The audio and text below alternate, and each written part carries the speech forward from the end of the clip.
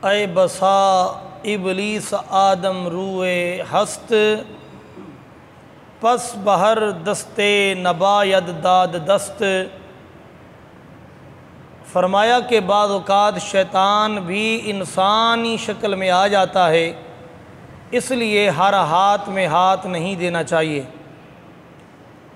کسی کو مرشد بنانے سے پہلے، پیر بنانے سے پہلے، اس کے ہاتھ پہ بیعت کرنے سے پہلے فتاوی رضویہ شریف کے اندر سیدی اعلی حضرت عظیم البرکت ارشاد فرماتے ہیں کہ یہ 4 شرطیں دیکھ لی جائیں، ان 4 شرطوں کا پایا جانا نہایت ہی ضروری ہے۔ اگر ان 4 شرطوں میں سے ایک شرط بھی نہ پائی گئی تو ایسے پیر کے ہاتھ میں ہاتھ دے کے بیعت کرنا جائز نہیں ہے۔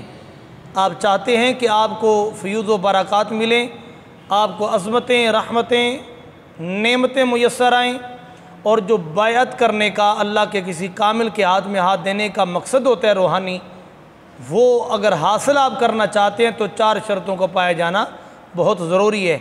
پہلی شرط آپ فرماتے ہیں کہ سنی صحیح العقیدہ ہو، پیر سنی صحیح العقیدہ۔ یہ وبا اور بیماری اب اہل سنت کے اندر بہت تیزی کے ساتھ پھیل چکی ہے اور پھیلتی جا رہی ہے۔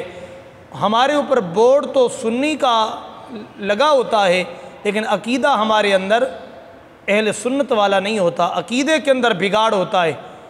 خوارج کی طرف، روافض کی طرف جو ہے ہمارے عقائد و نظریات جو ہوتے ہیں وہ مائل ہوتے ہیں۔ اس لیے ایسے پیر سے آپ کو کچھ نہیں ملنا کہ جس کے اندر رافضی یا خارجی رنگ ہو اور اس کے عقائد و نظریات خارجی و رافضیوں کے ساتھ ملے ہوئے ہوں، تو ایسے پیر کے ہاتھ میں ہاتھ دینا، بیعت کرنا بالکل بیکار ہے۔ تو پہلی تو یہ آپ شرط دیکھ لیں کہ سنی صحیح العقیدہ ہے۔ آپ کہیں گے اس کو ہم کیسے دیکھیں؟ تو بھئی جو بھی ہمارے عقائد میں سے ہے، خلفائے وہ ثلاثہ اول ہیں، ان کے بارے میں رافضیوں کو اعتراض ہے، وہ نہیں مانتے۔ سیدنا امیر معاویہ، امہات المومنین میں اماں عائشہ صدیقہ اور بقیہ صحابہ کرام کے بارے میں جو نظریہ ہیں، قرآن کریم کے بارے میں ہے، اور حضرت سیدنا مولا علی رضی اللہ تعالیٰ کو نبیوں سے افضل ماننا، اسی طرح قرآن کریم کو لوگ محفوظ نہیں مانتے۔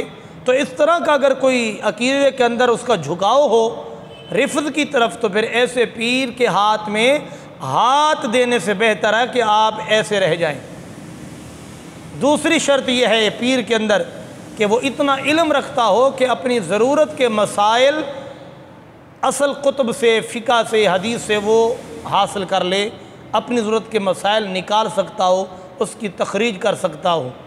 ایسا نہیں ہے کہ اس کو تو وضو کا بھی پتہ نہیں ہے، اسے تو غسل کے احکام کا بھی پتہ نہیں ہے، اور حلال و حرام کو جائز ناجائز کا کوئی مسئلہ اگر تلاش کرنا پڑ جائے تو اسے تو کتاب پڑھنی، کتاب دیکھنی بھی نہیں آتی، پڑھے گا وہ کیا؟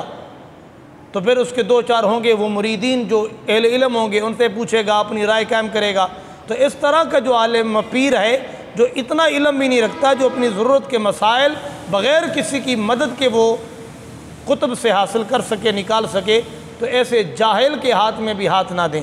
یعنی پیر کو اتنا عالم ہونا چاہیے جو اپنی اصلاح، مریدوں کی اصلاح کے لیے جائز ناجائز، حلال و حرام کے مسائل وہ نکال سکے۔ تیسری شرط یہ کہ وہ فاسق ملعن نہ ہو، یعنی اعلانیہ طور پر فسق و فجور کرنے والا، گناہ کے کام کرنے والا نہ ہو۔ یعنی وہ داڑھی منڈا، یہ ظاہری فسق ہے۔ اس طرح اور جو شریعت کے احکامات ہیں کہ انگوٹھی ایک پہننا جائز ہے، وہ بھی 4 سوا 4 وہ ماسے کی چاندی کی، وہ 4 5 پہن کے پھرتا ہے، سونے کی انگوٹھیاں پہن کے پھرتا ہے۔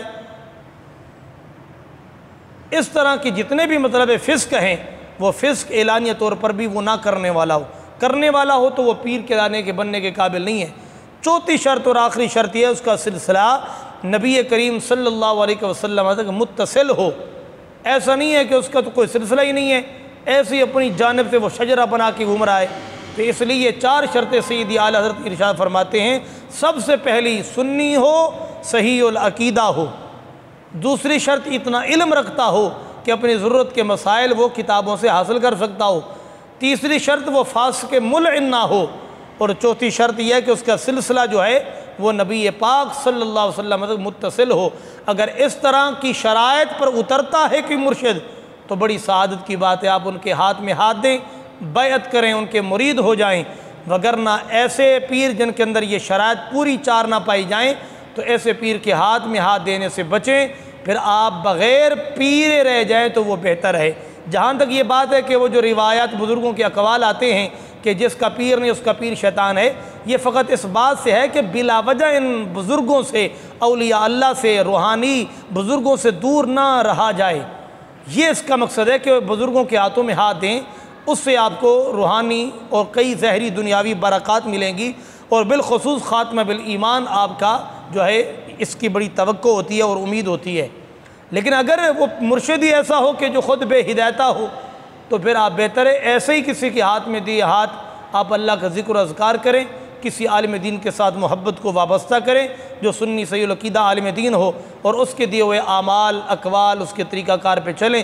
امید ہے اللہ رب العالمین آپ کو ایسی برکات ضرور نصیب فرمائے گا۔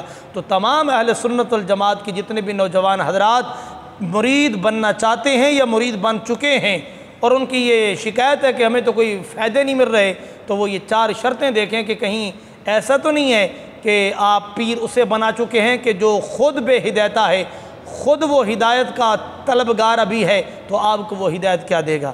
اللہ رب العالمین ہم سب کو شریعت مطہرہ کا فہم و فراست اور اس کی سمجھ اور اس پر عمل پیرا ہونے کی توفیق نصیب فرمائے۔